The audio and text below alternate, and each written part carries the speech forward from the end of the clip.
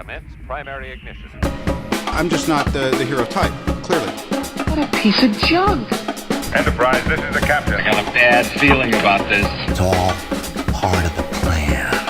Engage. Welcome back to Podcast 2 for 1. I'm your host, Donovan Thompson, with my co-host, Daniel Wingfield. and today we are talking Marvel's Disney Plus show Moon Knight, starring Oscar Isaac and Ethan Hawke. And if you haven't already, hit that subscribe button, that notification bell. That way you're up to date on all future episodes of Podcast 2 for 1, as well as all the cool content we have at 2for1studios.com. Also, check us out on YouTube, youtube.com/2for1studios, the best place to consume the content. We have 2 for 1 Joe live every Monday at 9 a.m. Central. And of course, if you didn't know, and I bet you didn't, Daniel knows though. Daniel knows. We are sponsored by Kapow Comics, located at 4047 East Kill Avenue in Sherwood, Arkansas. There they have comic books, collectibles, graphic novels, and of course, special guest appearances throughout the year. Kapow! Kapow! Daniel, it feels good to be sitting here in this chair in front of this desk talking about something that, like, when we watch Spider-Man, we're like, we know we're going to have a good time. We know it's going to be a good movie. You know, when we see Shang-Chi, we have hopes. We have hopes it's a movie X, Y, and Z, but we haven't really had that yet, at least for a new character on Disney Plus. And my hopes have been extremely high, just based on the talent involved, the things we've seen beforehand, and now we've gotten 3 episodes. And I don't want to speak for both of us, but I want to speak for both of us and say it's pretty fucking good, right? It is indeed. Yeah. Okay, good. So far, it has exceeded my expectations, which I think, like you, were pretty high. Yeah. And, you know, right now, to me, it's the best Disney Plus show we've had yet, in terms of just the storytelling and the pacing of that, the intrigue that each episode has had, and kind of just how invested I am into, you know, each of the characters and to the plot as a whole. And I think just that it has this uniqueness to it in terms of its aesthetic, in terms of what kind of story it's telling with these, you know, these Egyptian and kind of mystical elements that are going on, cosmic elements even. And yeah, I'm absolutely loving Moon Knight so far. Yeah, I think you hit the nail on the head there. I mean, one of the biggest compliments about this, and I kind of talked about this with Matt a little bit, because he's kind of been, you know, he's been watching these Disney Plus shows that gone. He didn't even finish Hawkeye. Like, he didn't finish the last 2 episodes. It's understandable in some yeah, well, it is, but he's also the kind of person, he watches all this stuff, right? He's been there since day one, and I kept telling him, hey, you need to watch Moon Knight, because, like, after episode 1, I was like, look, it's kind of like The Mummy, right? It's like The Mummy meets Marvel, and we get that Egyptian aesthetic, we get some of that spiritual, supernatural kind of stuff going on, and the biggest compliment I can give it probably is that there's no MCU homework to get involved. This is a true origin story, right? We go right into this world, this character, and nobody has to watch anything MCU to watch this show. Like, think about the last character we had that with. I mean, Shang-Chi in Eternals is kind of like that, but they're throwing out references to the MCU and trying to connect it or mold it within the world. Shang-Chi, we have the blip, right? They're talking about that. We have Abomination, Wong, the after credit sequence. Eternals, they're really trying to really form that and to give us explanations as to why they haven't showed up. Moon Knight, I mean, honestly, I think this, if we didn't know the time period, which I think technology is kind of tipping us a little bit, we could be like, this took place a year before Iron Man, this takes place now. Like, there's no reference to anything other than, I think there's a Madripoor reference. That's very, very, very tiny. It's just a location, right? So, let's get into this. Episode 1, Moon Knight. I love the structure they started out with here, and they're still doing a little bit now in episode 3, but this POV of taking Stephen Grant's POV and having this mystery unfold, right? Marvel has been really trying the second half of their journey here to make their origin stories different and to not have just like a typical I'm nobody, I get the suit or power, and then I go through my bad guy, right?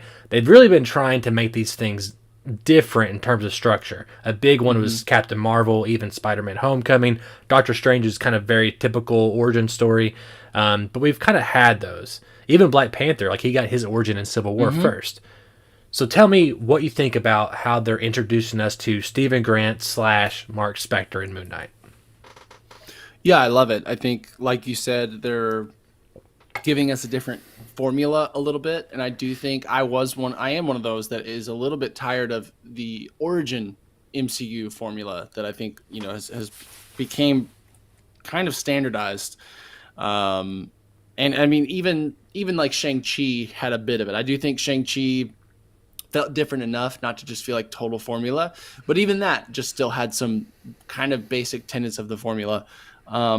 What I do like, and even about Shang-Chi and about this, is that, when we're picking up with these characters, they're not just receiving their powers or their abilities or the suit. This is something that's been happening, and that we're observing a sudden change in the norms for some reason, I guess. But we're not seeing them go from complete nobodies to ultra powered, Iron Man, Captain America, whatever.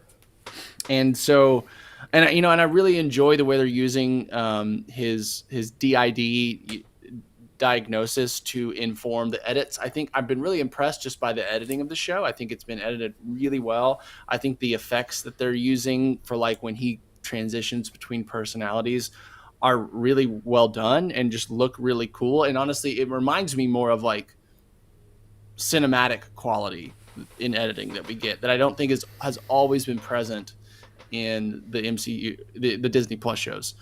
But yeah, I think it was a very smart decision to start us out with this Stephen Grant character, to make him, we were seeing the whole thing through his perspective because he didn't know what was going on either.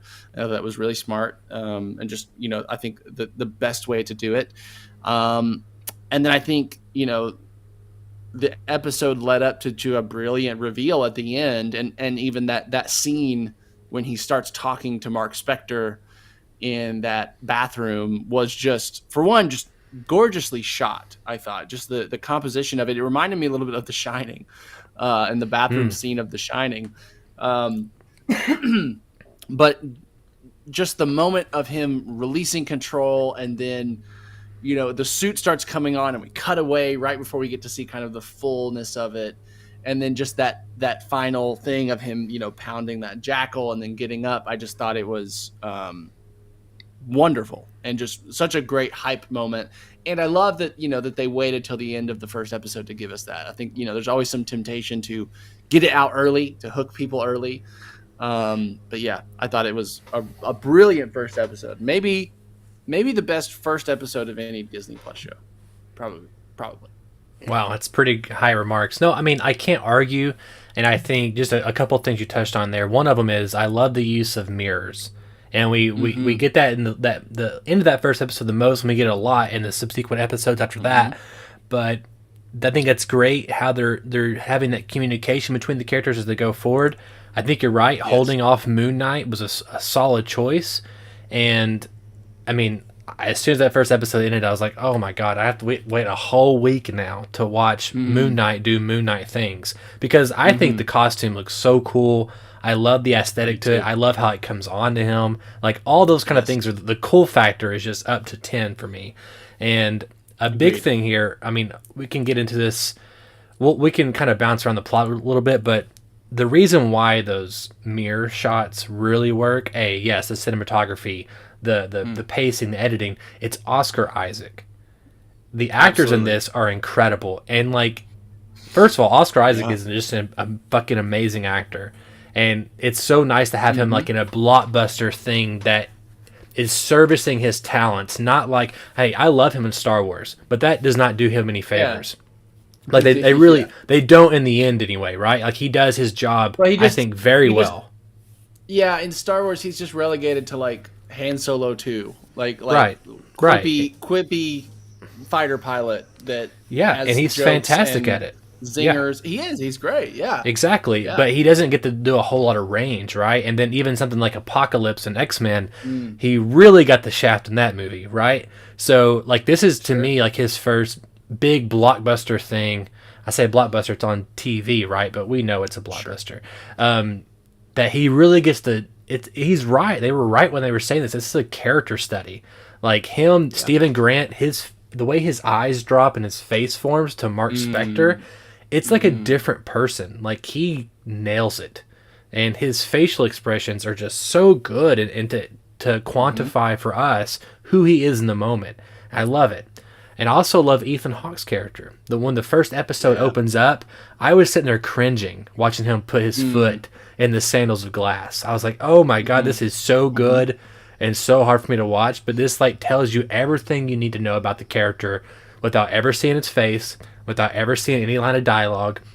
It's very Spielberg to me, actually, because Spielberg does a lot of introductions with hands for characters, and you learn a lot about them through their hands first. In this one we did the feet, so it's a little different, but it's the same, right? And I love it. I love it. How do you feel about Ethan Hawke or Oscar Isaac in the roles?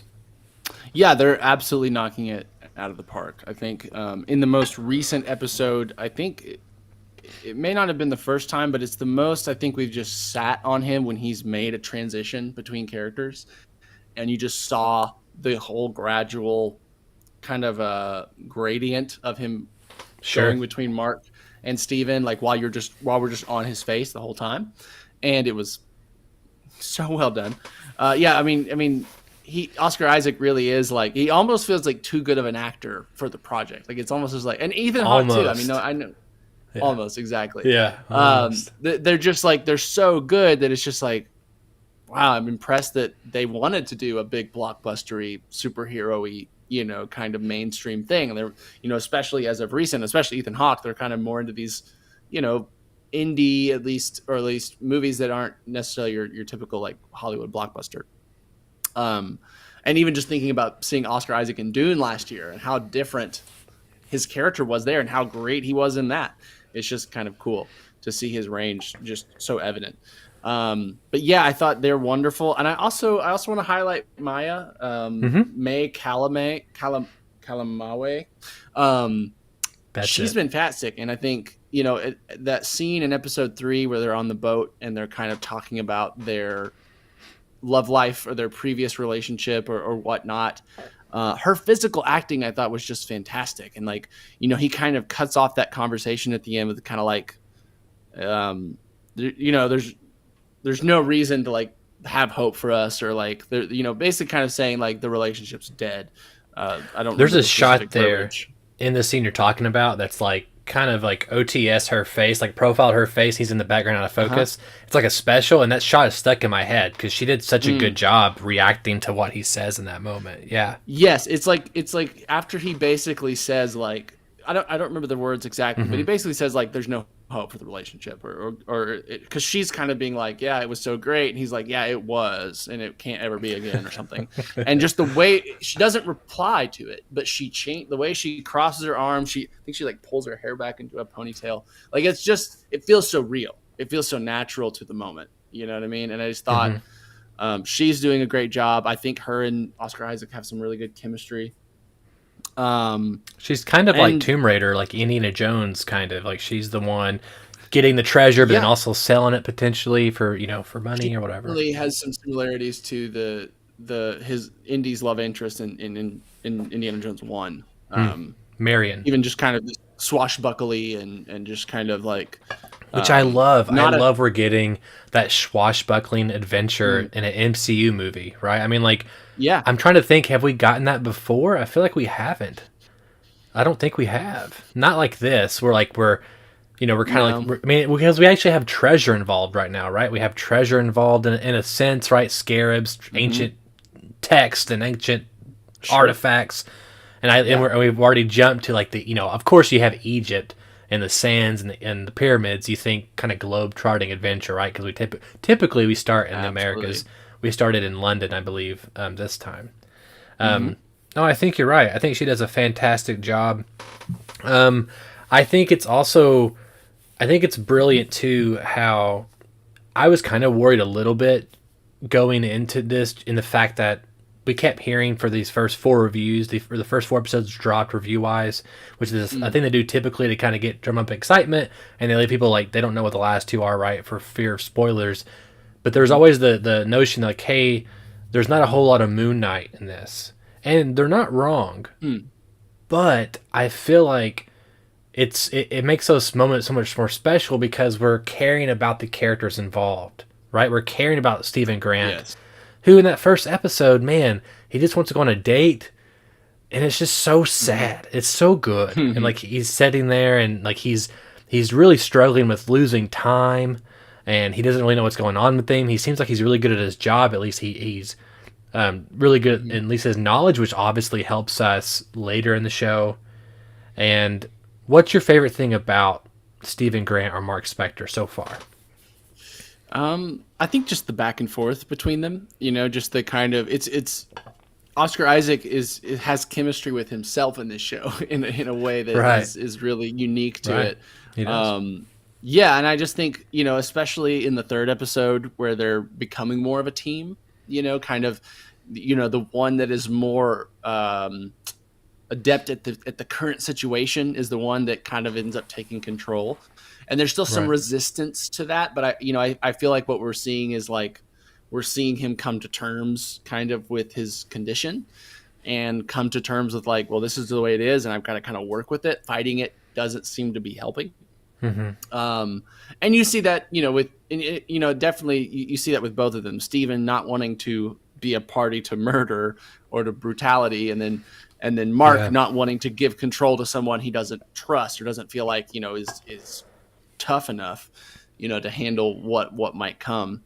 And I do agree. I think they are using the Moon Knight, costume sequences sparingly, but I think that's what good storytelling, to me, what that indicates is that they've got something really good with these characters that are behind the mask, and they've got an interesting story to tell. If you're not having to like fill up time with action sequences, even if they're cool, you've got more time to really delve into character and really delve into plot. Even there's a lot. I mean, this plot is kind of complicated, especially on episode 3 where we start getting into the other Egyptian gods that exist and their motivations and their goals, and how they used to operate, how they used to come into contact with humanity versus how they do now, and what they think Khonshu should be doing or shouldn't be doing, and even Khonshu's like kind of role in the god societies, kind of the shunned, outcast, kind of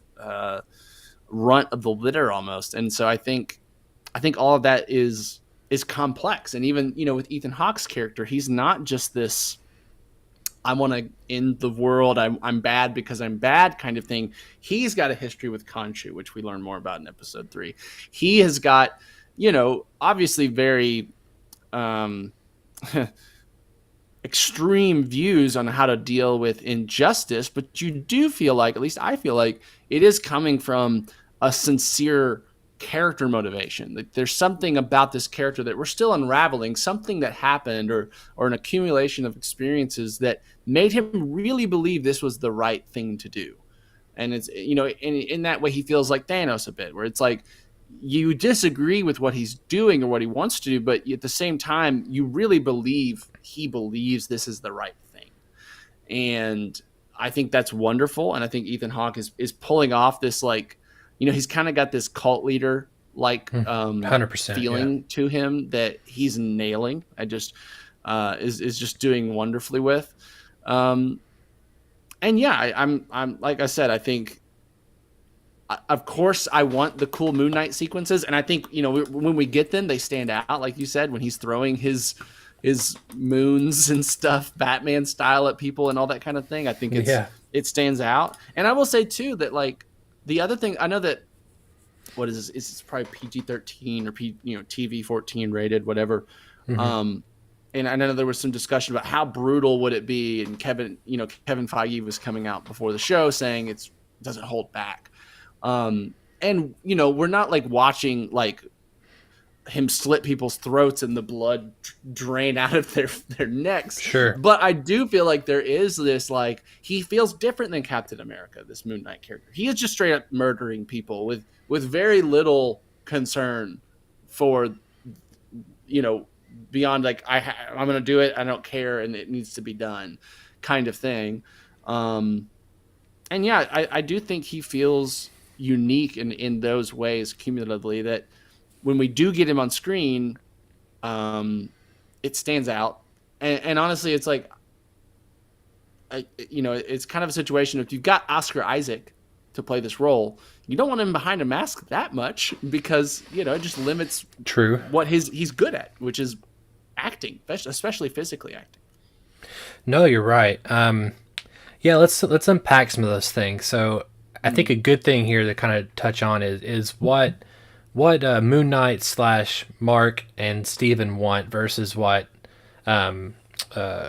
what's his name? Arthur Harrow, Ethan Hawke's character. I keep calling him Ethan Hawke. I don't even know his character name, but Arthur Harrow, which is the crux of our story, right? So episode 1 really just is kind of introducing us to this world, to Stephen Grant, and kind of that twist at the end that things aren't as they seem.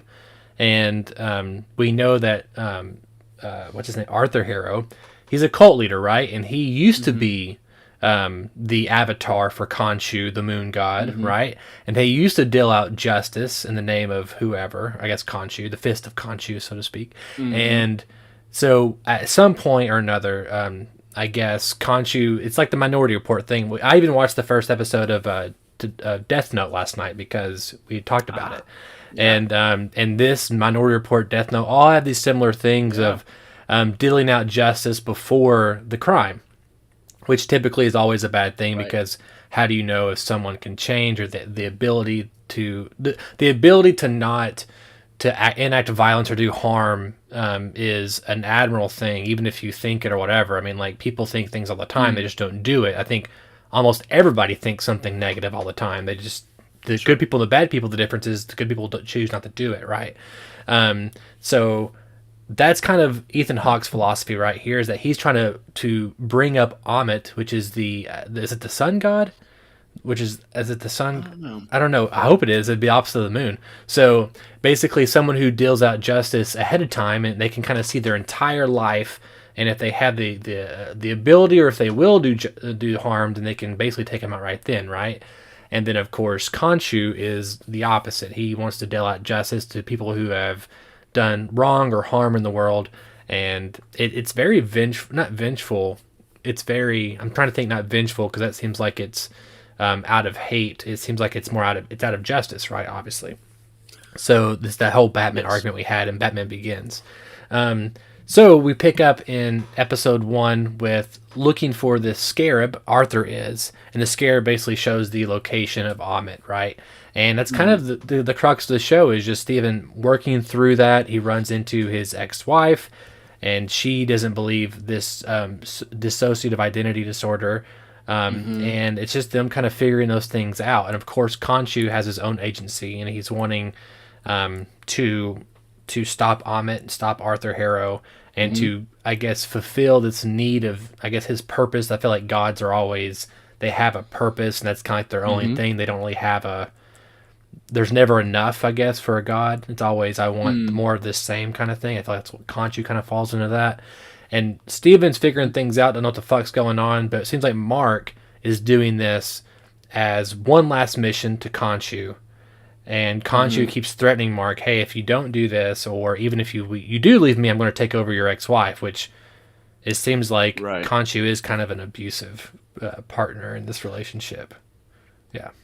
Yeah, no, I think that's an interesting element to it, because it doesn't make it just like, oh, well, Mark Spector, Moon Knight is the good guy. He has some grayness to him. He is like, he takes the most extreme reaction to injustice, which is, killing the people that do it and kind of smiting them in this, divine justice kind of thing. Which I think, I think that's still one of the things that's kind of intriguing about the show, is trying to understand better, why did Mark get enlisted into Khonshu's service? Like how can Khonshu just pick anyone and they don't have a choice, or is there something That's else? kind of that what it is a part feels of like that? to me, is that he can just pick whoever he wants. And I feel like he picked Mark. I mean, a part of this is knowledge from the comics, another part of it is I think maybe potentially some trailer footage we've seen. But it seems like Mark is fixing to be dead or is dying from like some type of mission gone wrong. It seems like he's a mercenary, some type of CIA operative or some type of government official. Yes. And it seems like That's right. he got into a bad situation, and Khonshu stepped in and basically gave him, you can either die or you can become the fist of Khonshu kind of thing. I'm sure we'll see that moment. I bet we just they haven't revealed to, like, shown us in a flashback yet. I bet we'll see that moment for sure. I would assume so as well. I agree. Yeah. But yeah, and just, Khonshu's motivations do seem selfish a bit, at least somewhat. And I think also, what's also intriguing to me is in episode 3, he mentions that, he had his condition, his DID under control until recently. And it indicated that some sort of event really, triggered an episode, or at least an ongoing episode, which is also interesting. I think, it seems to indicate that he's, always had DID, and that, or at least it's always been manifesting, and that he's just been on medication or something and just didn't tell his wife, which, could be believable, especially if, it's Mark Spector, this like secret agent guy that is used to living a double life and keeping things from people. I think I know what it is, actually. I think I know what it is. Okay, so What's that? and this is not based on the comics, nothing like that. And she's a new character. She's not from the comics. She's just a new character they made for the show. So I think, and correct me if I'm wrong, she never knew about the DID before they were married. He kept it under wraps the entire time. Seems so, yes. I don't 100% know if she knew. I think she knew about the suit. I think she's known about the suit for a little bit. Maybe. Yes, she did. No, she talks about, Yeah. like, in episode 2, like when they're running towards when we see Mr. Knight for the first time. Right before that, she's like, put on the suit. So Right. yeah, she does seem to be very Okay. comfortable with the fact that he's Moon Knight. And so the thing I think is, and I think we get lines of dialogue that hint at this, especially episode 3 kind of shows her opening, talking to her mom or somebody. But I think her father was killed, and I think Mark killed her dad. That does seem to be likely, Yeah. just in terms of, especially that last. There's something scene when they're at Khonshu the, says, or maybe it's Arthur Harrow No, it's- says that you've it's done some Arthur type when- of deed that when they're yeah. going to get the sarcophagus, he brings that up. Yeah, no, I agree. I mean, and I guess for me, I haven't quite decided if they're going to be the same thing or if they could be kind of almost separate, but it would make more sense just in terms of like how stories are often told in Hollywood, that it's all connected to the same event. And it is, I think that can work too, because, oftentimes people with these disorders, they don't necessarily aren't always there from birth. You know what I mean? Sometimes Sure. you may have the genetic predisposition to them, and then a traumatic event can trigger like a psychotic break that could be like DID or even schizophrenia or something like that, right? And Well, it really feels like Stephen Grant he's always been there, but something that was very easy to take control of. And then this, probably him killing her dad, like he didn't want to be Mark Spector anymore, right? And so Stephen Grant come out and Yeah. No, that very well could be. And then I think, obviously the other interesting thing that episode 3 provided was we saw the first instance of a third personality. A third, yeah. being present. Which I in think the everyone's comics, assuming is Jake Lockley. but he's not, I believe he's a cab driver. Like he's on the streets informative, right? He gets all the information. Like if you break up Batman's personas from Bruce Wayne to the vigilante to the investigator, the detective, right? You have Jake Lockley as the detective.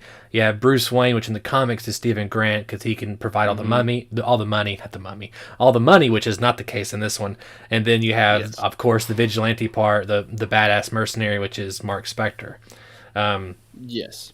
Yeah. So I mean, it's interesting. I'm sure that will really, become something later, obviously in the next episode or in the last, the lowest of the low, right? When we get to the point where we're fixing to beat the bad guy, probably end of next episode, and that will be revealed that he killed her dad, and all hope will be lost. What do you feel about? Do you think that she might also get a Moon Knight costume at some point? Like it'll be like partners? I don't think so, because I think that's kind of like his main internal goal is to, or one of his main internal goals is to prevent her from having to become Khonshu's avatar. And I think that if she did, even if she was teaming up with him, at least for Mark Spector, that would be kind of like losing in that regard to that goal would fail for him as a character. But you wonder what's Khonshu doing, because I mean clearly they were together while they were Moon Knight, but from what we talked about. So what has Khonshu done that torments Mark? You know, is it like he makes there's some characters, basically their power or it's like a curse. They're forced to deal out justice whether they want to or not. Sure. Like, why are you sleeping right now? Why are you on a date? You should be out fighting crime. Like maybe that inner voice is kind of forcing him to do things. But something must have happened, right? Because why would he be okay being Moon Knight with her, and then like all of a sudden I don't want her to. Obviously, I mean I get why, but I feel like there's more there we don't know about yet. Yeah, I do think, I think it's probably connected to that event we're talking about with maybe her father, or whatever event, prompted Stephen Grant to be able to take control for who knows how long. I mean, it seems like months. She said she had trouble getting a hold of him for like 6 months maybe or something, like when she finally finds him. It don't feel like Khonshu has the power to himself. It's like to put the suit on. He's always telling Mark, "Hey, put the suit on. Use my power. Use my suit." And it don't feel like that Khonshu he's forcing someone to do anything. It's like in terms of like the powers, right? Does it feel that way? Yeah, I do feel like we don't have a very clear picture of the gods and Khonshu's kind of like rules or just kind of how they operate and why. I mean, obviously we got a little bit at the tribunal, and they were saying like we don't meddle anymore. We just observe, kind of humanity in this realm. They even said that. So it's like, okay, are you guys in different universes also? Like, which is a cool little tidbit thing too, which I liked. That was a nice little add. Yeah, and I would assume, that would make a lot of sense for sure. Yeah, no, it is interesting. I mean, obviously, the big plot point of the end of episode 3 was Khonshu getting, trapped in stone or encased within a stone figurine, and him telling Steven to tell Mark to come save him. And it was also a little unclear to me, like, does Steven lose his Moon Knight powers with him there? It kind of seems like he might have lost them. I think he did, yeah.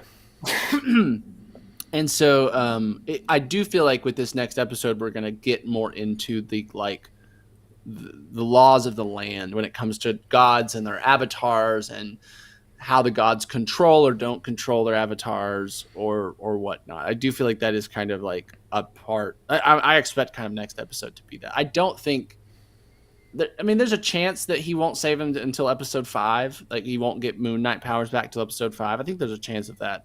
But I also think there's a good chance that, he does the saving by the end of episode 4, so that, for episode 5 and 6, we actually have him in costume. Oh, we have 3 more episodes. I was thinking we only had 2 more to go. We have 3 more to go. Mm-hmm. So yeah, I don't think we're going to get the powers or Moon Knight until probably the end of episode 5. Mm-hmm. We'll have to have a whole episode here of just Mark and Steven trying to figure out what to do next, and then how to get free Khonshu.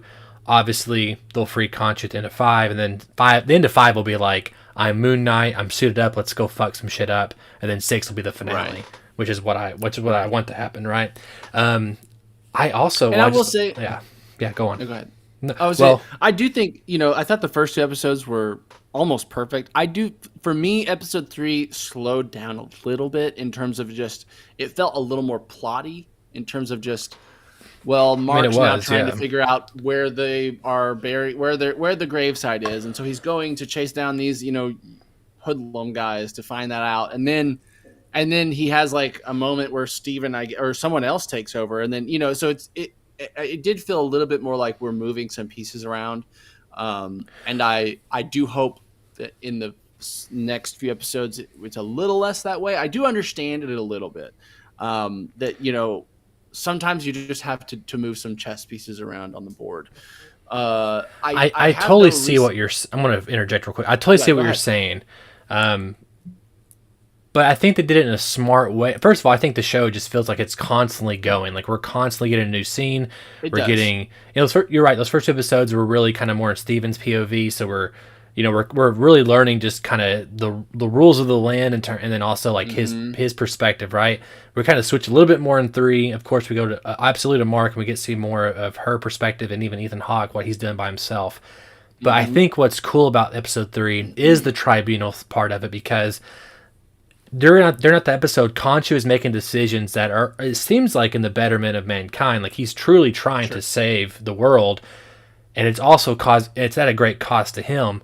And the cool thing too is that they have the ability just to, like, of course they can, they're gods. They just pull Ethan Hawke in from his little, dig site thing, and it's like, oh, you were doing that, but we're gods, so fuck your normal human shit. You're here now, even though that's great. I think it's great. That was like when they're like, do you have any proof that that he is doing what you're saying, that he's digging up Ahmed? I wanted to be like, just peek out the door when he leaves. You know what I mean? Like he literally walked off like the dig site, and that was the moment where I was like, don't gods have the ability to like see where they're pulling their people? I don't know. That was the moment where I'm like, okay, that's a little. I bit do agree. in terms the of gods logic or like do feel a little naive. For sure. Yes, and maybe that's intentional. Maybe they're supposed to be like willfully naive, and that's going to be kind of a part of the whole subplot with them. I wonder. That was the one part where I was like, okay, well, I agree. Yeah. So of course my head's like, what's the coolest outcome here? So after we were, he's digging up Amit, right? Ethan Hawke's character. Which I looked it up. Amit is, it's the Egyptian goddess of divine retribution. So very, right. But the interesting thing is, it has the head of a crocodile, the hindquarters of a hippopotamus, and the forequarters of a lion.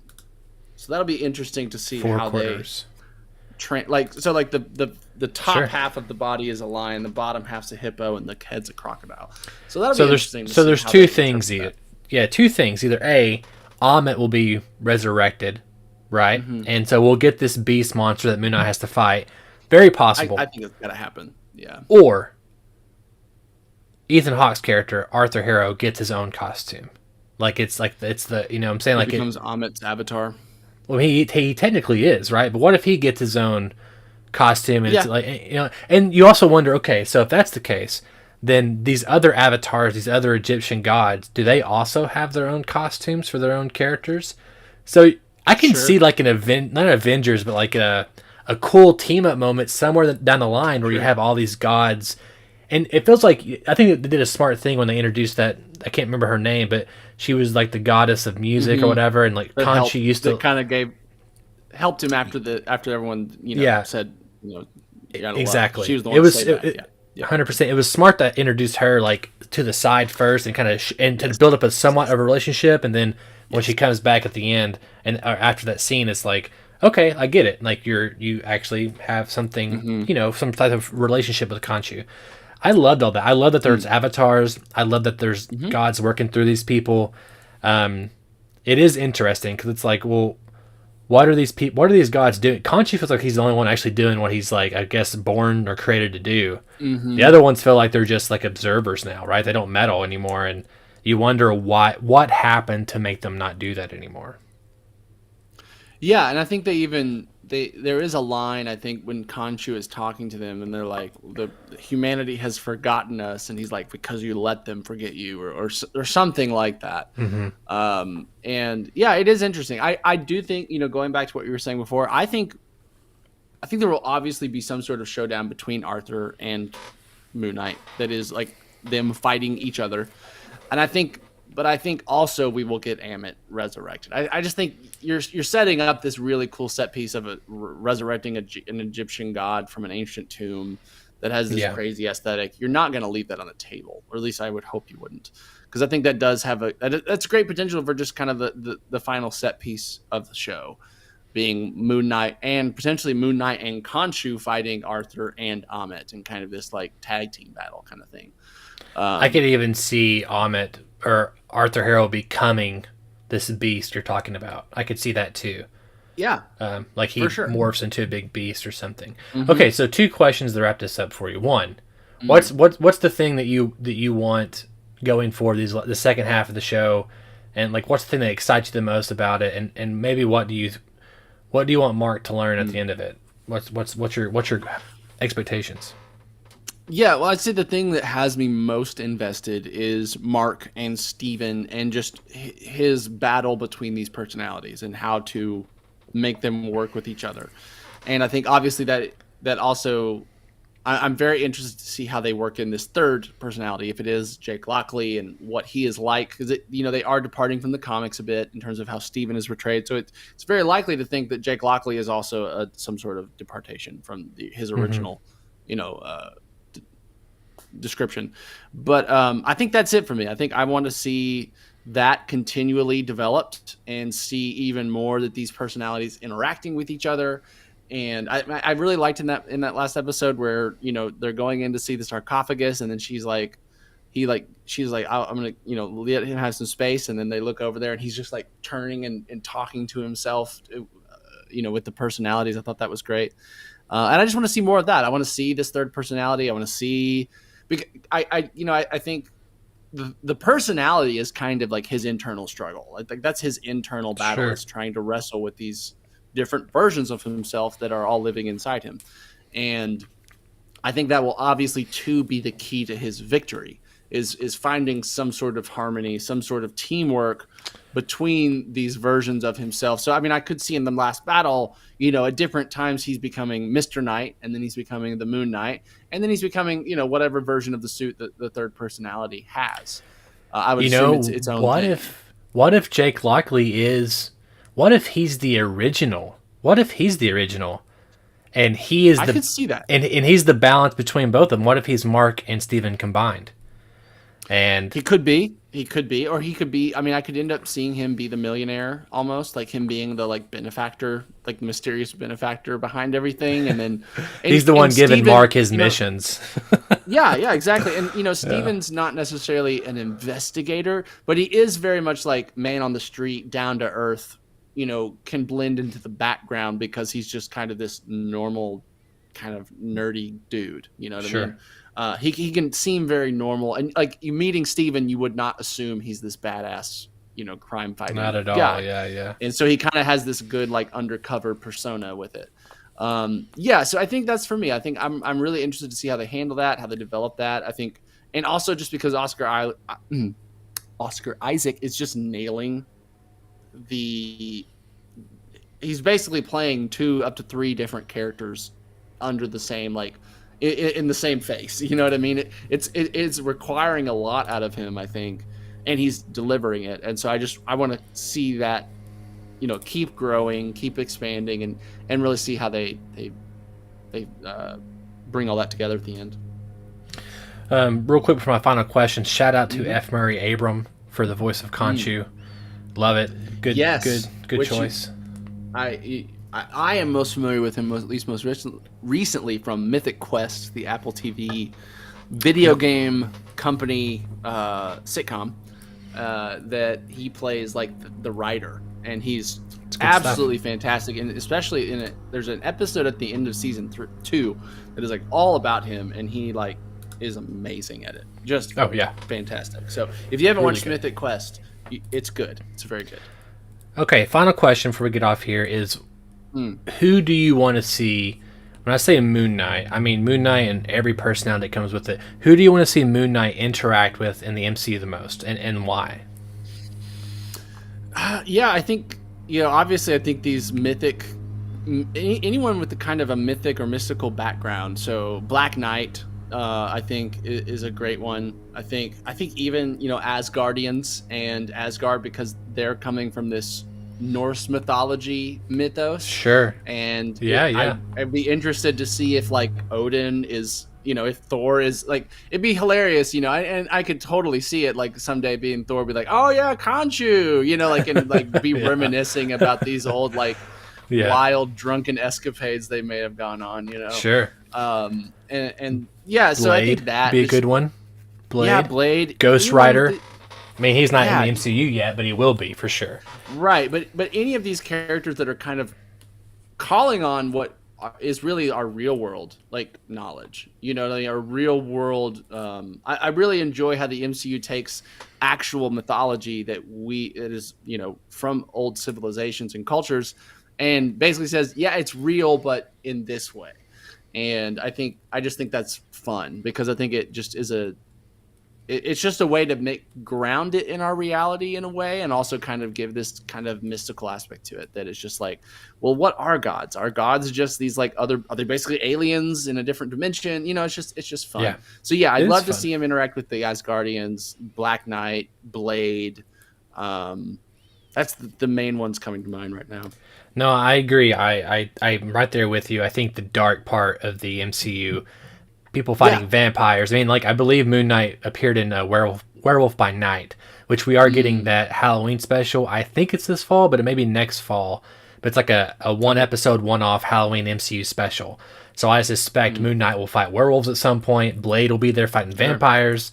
It sounds very fun, and like I would love a team-up movie with them, like first, and then they go into the big finale thing as a separate team. You know what I'm saying? Like doing their own thing, or the supernatural part of the MCU. I think that'd be so fun.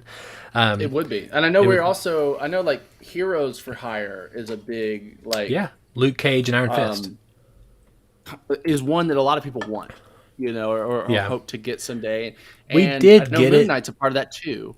Kind of. Yeah, well, okay, we kind of did. We did. We It kind of wasn't did. that I great. do think that there is like, at least in the subreddits and the communities I'm part of, since all these Netflix shows came to Disney Plus, I think people are taking this like, they're talking about them like they're way better than they actually are. Like, okay, Daredevil season 1 and 3, they are good. They're not perfect, and they're not better than some of the stuff we've had on Disney Plus, in my opinion. I think WandaVision's probably better than any of it, for me at least. But I am interested to see how, because there's lots of rumbles about getting another Daredevil season, but produced by MCU. It's going to happen. Especially that we just got Kingpin and Charlie Cox back in it, and so gonna it happen. seems primed for that. And I would be interested to see, it would be funny to me to have Moon Knight also interact with these like street level heroes, and him being this like avatar of a god, and then you've got Luke Cage and Iron Fist definitely has some mystical backgrounds to like where he comes from and where he gets his powers and stuff. But yeah, I think a Heroes for Hire with Moon Knight and his kind of craziness that comes in it. Like I honestly would love like to have like Moon Knight or Stephen Grant and Mark Spector interacting with Peter Parker with Tom Holland. I think that would be like, give it to me wonderful. all Yeah. right now. I mean, that's the thing. Like, I think another good thing about this, or what this show is presenting to me, is like, okay, now the MCU is starting to fill up with other characters that I care about other than Iron Man and Captain America. Like, we've had Tom for a little bit. We're finally getting to Doctor Strange 2, honestly, within a couple weeks, and which is kind of wild.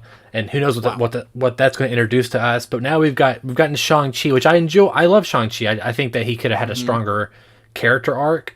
But I love his power set. He's cool. He's a martial artist. I'm awesome. Moon Knight, love it. Eternals, hit and miss, right? Some miss. Yeah, exactly. Yeah, I mean, there's characters I'm like, I enjoy being with them. Other characters I'm like, I don't know how these people will fit into the MCU overall. Yeah. We have Kate Bishop, we have Yelena now, Black Widow. These are just kind of passing the torch characters. But I love we're getting characters like Moon Knight and this, and pretty soon we'll have Thor again, which will get Jane Foster as Lady Thor. Yep. So we're starting to populate the universe back up with some heavy hitters, which I'm looking forward to. We have Miss Marvel this year, which is a kid superhero. I'm very lukewarm on that. I love the trailer, but I'm like, I don't really care too much. But it's definitely made for younger people than us. That definitely feels like that is it's rated PG, first of all. which is the first Disney Plus show to be rated PG. I'm an anomaly there because if I was 10 years old, I'd be like, give me Moon Knight and not Miss Marvel. But that's just me. Like, sure. I've never personally liked kid superheroes. That's just my thing. Even as a kid, I didn't like it. So I get that. I get that. I do think though, like this show will connect well with younger kids and girls. Honestly, I think young girls. I think it's fantastic. I'm glad that it exists. It'll do well.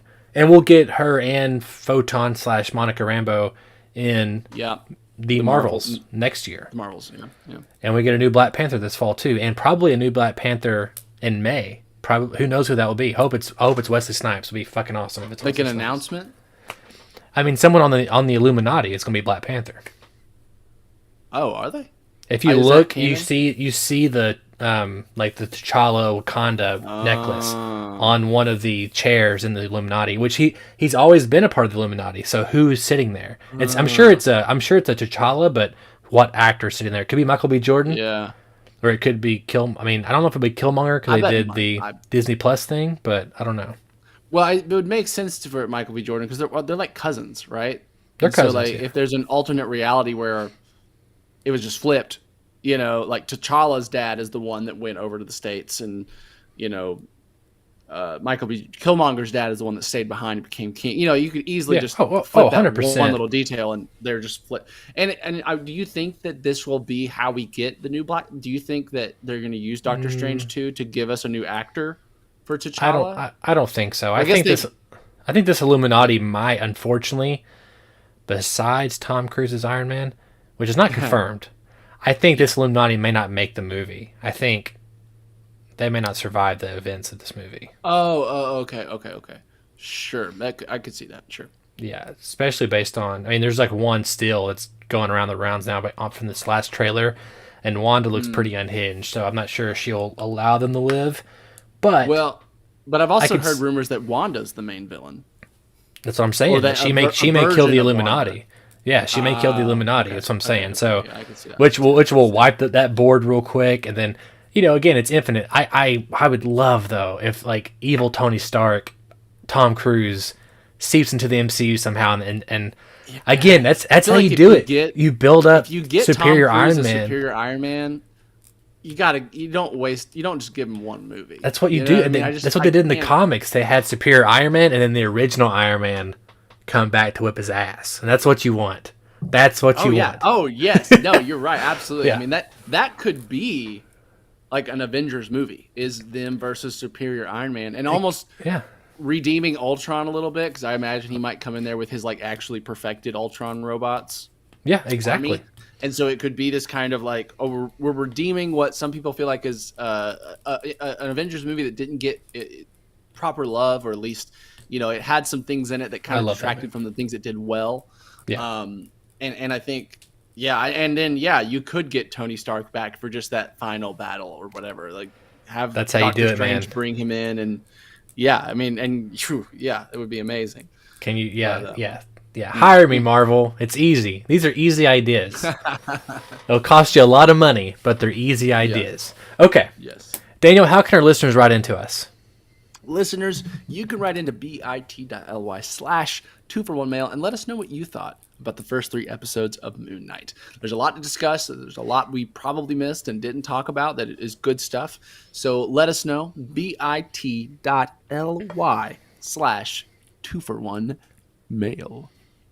And if you can't hit up our bit.ly, of course, you can always comment in the comment section below, youtube.com/2for1studios, the best place to consume the content. Of course, we are on all podcast services, Spotify, Apple Podcasts, Google Podcasts. If it exists, we're probably on there somewhere. Daniel, I had a great time talking about Moon Knight. I'm excited to these last 2 episodes. I'm excited about Halo. New episode dropped today, actually. We got to talk about that. And then I think in a couple of days, we'll also release our Morbius review, and we'll kind of talk about a little bit more about the multiverse and Sony's implications and where they're kind of going with that. So everyone be on the lookout for that. It will not be a live episode. We'll just be dropping it on the channel and also on the podcast services. It was fun. I was looking forward till next week. I don't know what we're talking about, but we'll figure it out. Maybe Halo, actually. Indeed. Maybe Halo. Indeed. My name is Donovan Thompson. I'm Daniel Wingfield. And we have spoken. AJ Chat. Oh!